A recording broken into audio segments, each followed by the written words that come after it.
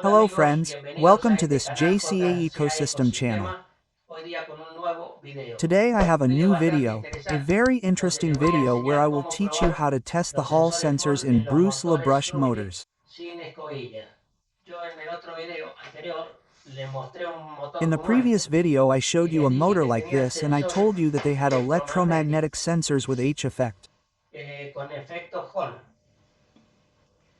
What does H effect mean? They work under the action of the magnetic field. Here I have a sensor, here I have another one, and here I have another one. It has a sensor per phase because each time the magnet passes through each one of them, it will produce a signal that tells the electronic circuit which coil to excite.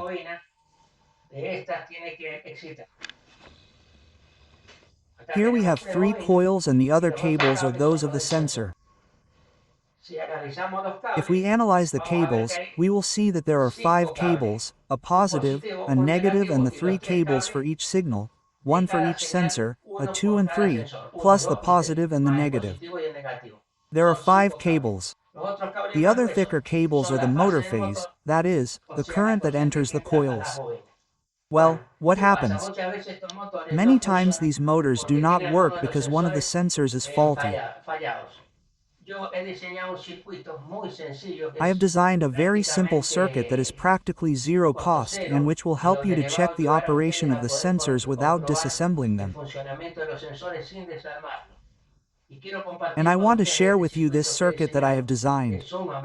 It is extremely simple. Well, I made a small board here. I will show it to you. I made it in a very short time with used elements. It has 3 LEDs, a couple of resistors and nothing else. Just a plug to insert into the motor. This plug has 5 cables, 3 for the sensors and a positive and a negative that must be supplied to the sensors that are in the motor. All this works with 5 volts and I used an old transformer from a cell phone.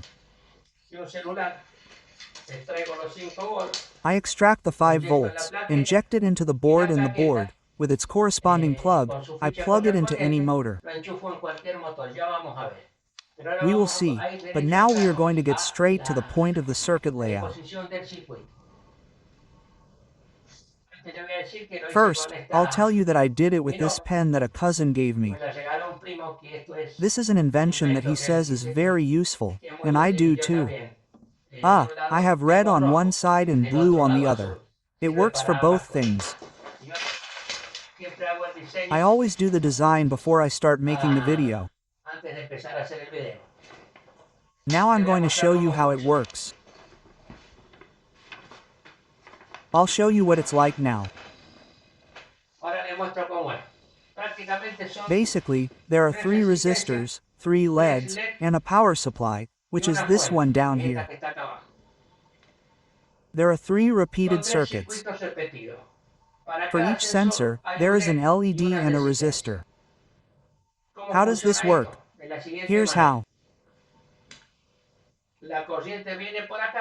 The current comes through here and is reduced by the resistor because the LED works with 1.5 volts, and here we have 5.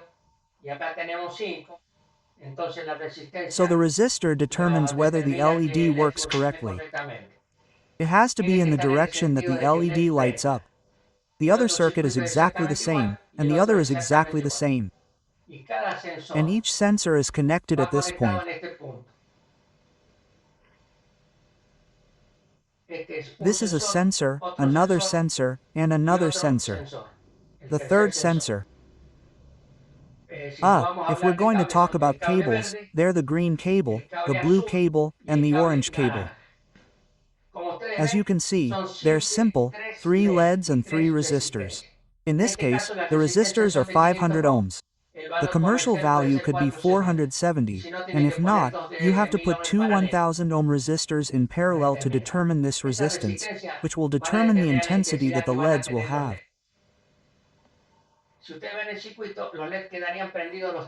If you look at the circuit, all 3 LEDs would be lit. When I connect them to the board, The output would be the output of the sensors of a brushless motor. Whatever the motor, whether it's a wheel or not, that has sensors, they will turn off according to the signal sent by each LED, each sensor, for example. Why does it turn off? Because let's suppose that sensor 1 is activated, it sends this current to ground and interrupts it so that, the pass so that the LED turns on. Each sensor that goes to ground is an LED that turns off.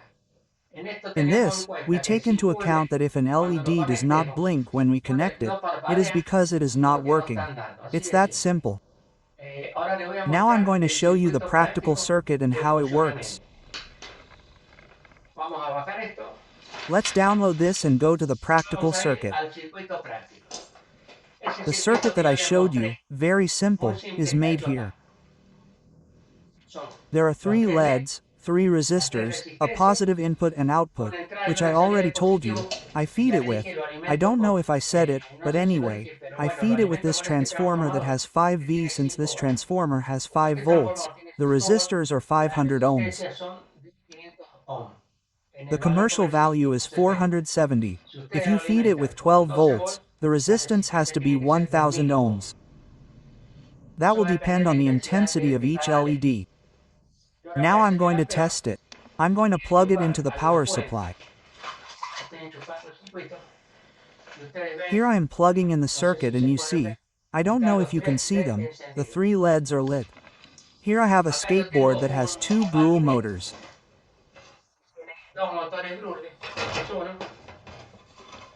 This is one and the other is on the other wheel. Let's test the sensor of this motor. I put a plug so that this is a stable tester. I'll put it on right away. If I don't know how it works with the camera, if it looks good. 2 of the LEDs went out and 1 remained. If I turn the wheel, look at the movement it makes. The LEDs turn on and off. It means that the H sensors are working perfectly here. There's no need to disassemble it. This motor has no fault in the sensors, which is what I wanted you to do. This board and the LEDs avoid disassembling any motor that has a sensor, simply by supplying the positive and negative of the 5 sensor cables with this board and with the LEDs. Right now, if I turn it to the other side, the sequence changes.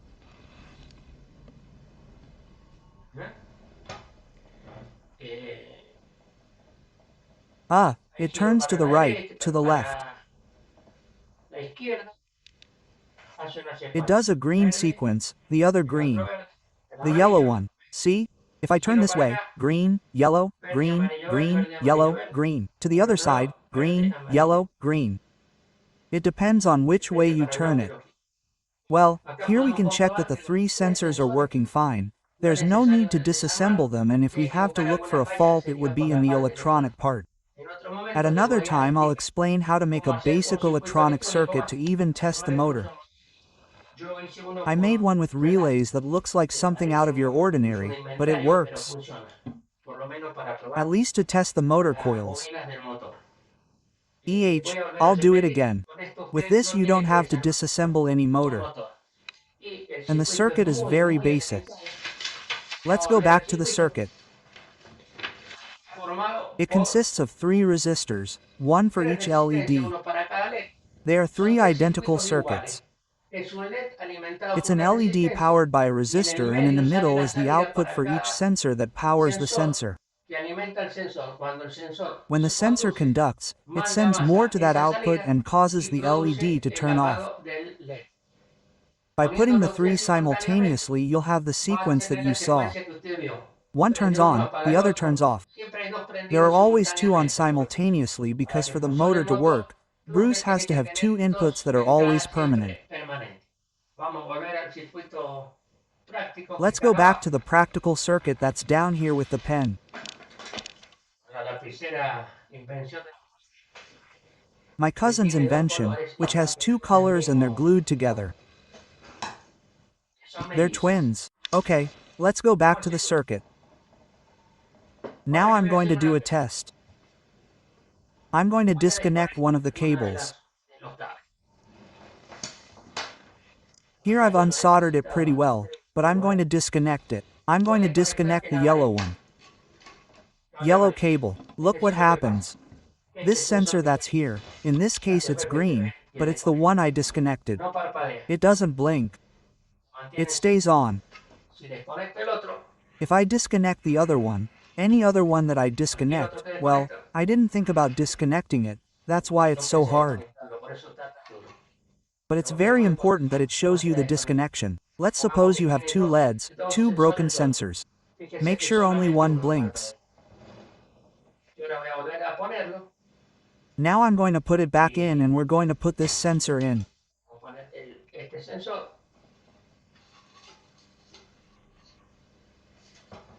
And now there are two working. If there's a cable connected, like in this case, or the sensor doesn't work, this happens. It doesn't blink. Now I'll connect the three and let's see that the motor has normal conditions. There it is. V to one side, to the other side.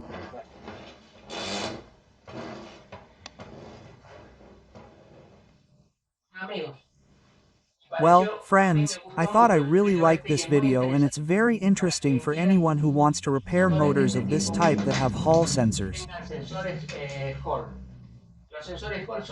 Hall sensors are transistors that are activated by the magnetic field of the magnet, which are used as magnetic keys.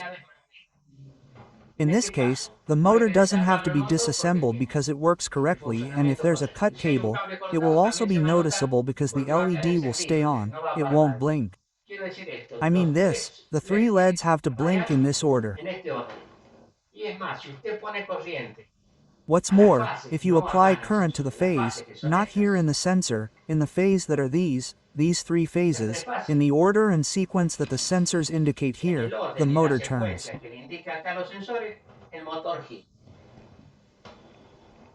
We'll see that later, but that's what it's for. It's used to determine that the sensors are working properly.